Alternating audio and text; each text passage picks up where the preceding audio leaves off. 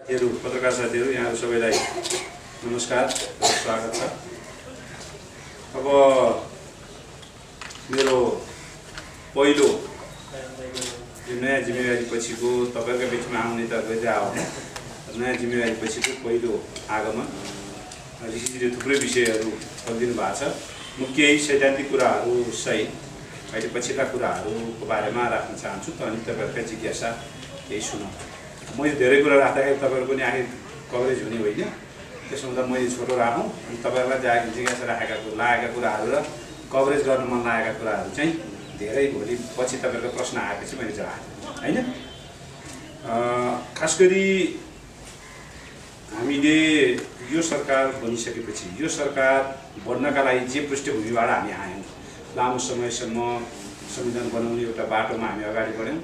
सङ्क्रमणकालको एउटा अवस्था थियो, राजनीतिक अस्थिरता त्योसँगै हामीले भोग्नु पर्यो र त्यो राजनीतिक अस्थिरता संविधान बन्ने हो कि होइन भन्ने खालका अनिश्चितताका बिचमा त्योभन्दा अगाडि द्वन्द्व यी सबै कुराले नेपालको अन्तर्राष्ट्रिय छवि र अन्तर्राष्ट्रिय रूपमा नेपालको बारेमा मान्छेहरूको धारणा क्रमिक रूपमा के बनिरहेको थियो भन्दा यो मुलुक चाहिँ कतै एउटा सधैँभरि अप्ठ्यारो झेलिरहने मुलुक र अन्ततोगत्वा यो असफल राष्ट्रतर्फ पो उन्मुख हुने हो कि भन्ने खालका आशंकाहरू, त्यो किसिमका लेखहरू, त्यो किसिमका अन्तर्राष्ट्रिय धारणाहरू हामीले विभिन्न ठाउँमा जाँदाखेरि होस् या हाम्रा बारेमा हामीले आउनेले हामीलाई सुनाउँदा होस्, यो खालका कुराहरू हुने गरेका थिए।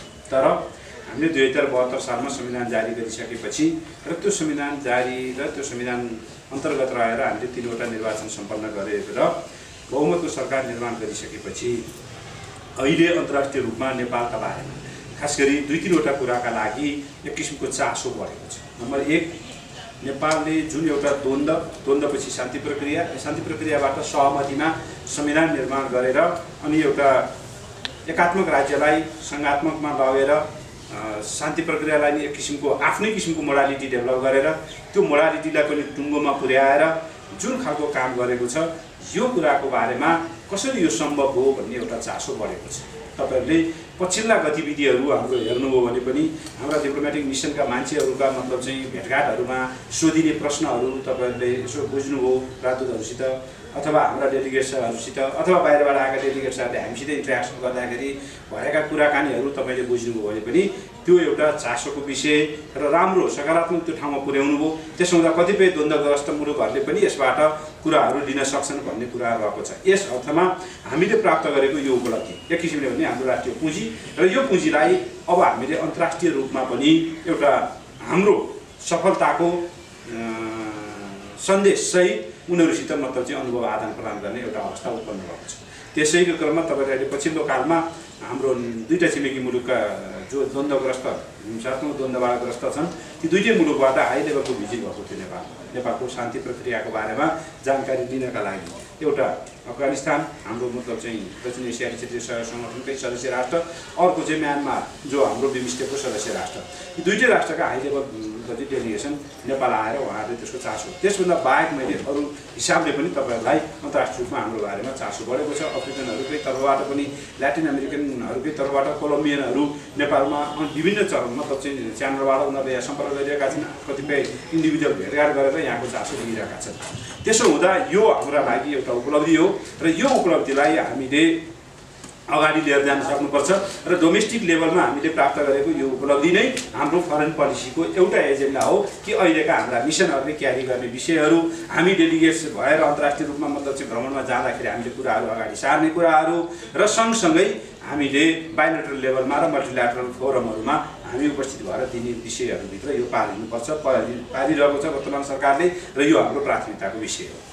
दोस्रो विषय हाम्रो राजनीतिक स्थिरता प्राप्त गरेर अब हामी आर्थिक विकासको बाटोमा जान्छौँ भनेर हामीले भनिरहेका छौँ र यो राजनीतिक स्थिरता पछिको आर्थिक विकासको बाटोमा अगाडि जानका लागि तपाईँ हामी सबैलाई थाहा छ आजको युगमा विकास भनेको एउटै मात्रै मुलुकले सिङ्गल गरेर मतलब चाहिँ अगाडि जान सक्ने स्थिति होइन। विकासको साझेदारी खोज्न जरुरी हुन्छ, त्यो विभिन्न फर्ममा साझेदारी हुन्छ। त्यो एउटा विकासको साझेदारीको मोडल हामीले एड लिने, सहयोग लिने, ग्रान्ट्सहरू लिने र त्यसका आधारमा मतलब चाहिँ हामीले त्यसलाई उपयुक्त ढङ्गले परिचालन गरेर त्यसका माध्यमबाट हामीले विकासलाई अगाडि बढाउने। दोस्रो मोडल ऋण लिने अन्तर्राष्ट्रिय मतलब चाहिँ सङ्घ संस्थाहरू त्यसै गरी बायोलेटरल लेभलमा द्विपक्षीय रूपमा रहेका मतलब चाहिँ मुलुकहरूसित जो चाहिँ डोनर कन्ट्रीका रूपमा स्थापित छन् उनीहरूबाट ऋण लिने र त्यो ऋणका आधारमा मतलब चाहिँ हामीले लगानी गर्ने र त्यसका आधारमा हाम्रा पूर्वाधार र हाम्रा आधारभूत आवश्यकताहरूलाई वृद्धि गरेर अगाडि लिएर जाने। तेस्रो मोडालिटी भनेको चाहिँ हामीले प्रत्यक्ष रूपमा उनीहरूको संलग्नतामा विकासका आयोजनाहरू अगाडि बढाउने र उनीहरूले सम्पन्न गरेर ह्यान्डओभर गर्ने। त्यो ह्यान्डओभरको मोडालिटी दुईटै हुन्छ। एउटा उनीहरूले आफूले पूर्ण लगानी गरेर अनि सम्पन्न भइसकेपछि हामीलाई दिने पनि हुन्छ। उनीहरूले केही समय लगानी गर्ने बनाउने त्यसपछि केही समय चलाउने अनि त्यसपछि फेरि ह्यान्डओभर गर्ने मोडालिटीहरू पनि छन्। यसरी विभिन्न किसिमका मोडालिटीमा विकासको साझेदारी हुने गरेको छ र यो विकासको यो साझेदारी अन्तर्राष्ट्रिय रूपमा स्थापित मान्यताहरू हुन्, स्थापित रूपमा अगाडि बढेको छ। हामीले पनि यसै गरी अगाडि बढाउन जरुरी छ। र अब त्यसपछि अर्को भनेको नलेजको कुरा छ, नलेज ट्रान्सफर्मेसनको कुरा छ, टेक्नोलोजी ट्रान्सफर्मेसनको कुरा छ। हामी सबैलाई थाहा छ हाम्रो टेक्नोलोजी हामीले युज गरिएको हाम्रो अवस्था हामी धेरै पछाडि छौँ र फेरि एडभान्स कन्ट्रीहरू जहाँ मतलब चाहिँ टेक्नोलोजीको एडभान्स भएका छन्। फेरि यसको सुरुको बैठक पनि संयोग कस्तो पर्यो भने यसको सुरुको बैठक पनि नेपालबाटै सुरु भयो, यसको अन्तिम बैठक पनि नेपालमै भयो। सामान्यतया बायोलेटरल लेभलका त्यस किसिमका जोइन्ट मेकानिजमहरू हुँदाखेरि त्यो मेकानिजमको चाहिँ अल्टरनेटिभ बैठकहरू हुने गर्छ। सुरुको बैठक यहाँ भयो भने अन्तिम बैठक अर्को मुलुकमा हुने गर्थ्यो। हाम्रो चाहिँ संयोगले दुईटै बैठक अन्तिम पहिलो पनि अन्तिम पनि यो भयो। त्यसो हुँदा हामीले एउटा समझदारी के गर्यौँ भन्दाखेरि रिपोर्ट चाहिँ पहिला भारतीय प्रधानमन्त्रीलाई बुझाउनु। यसको अर्को पनि एउटा कारण थियो कि नेपाल भारत सम्बन्धका बारेमा र यो समग्र विषयहरूलाई पुनरावलोकन गर्ने, अध्ययन गरेर पुनरावलोकन गरेर निष्कर्षमा पुर्याउने काममा हाम्रा लागि जति यो मतलब चाहिँ महत्त्वपूर्ण छ अब भारतका लागि त्यही तहको महत्त्व नहुन सक्छ। हाम्रा लागि चाहिँ भारतसितको सम्बन्ध सबैभन्दा महत्त्वपूर्ण, चाहे त्यो लगानीका हिसाबले होस्, चाहे त्यो द्विपक्षीय व्यापारका हिसाबले होस्, चाहे ऐतिहासिकता, शिक्षा, स्वास्थ्य सबै हिसाबले हाम्रो भारतसित बढी छ।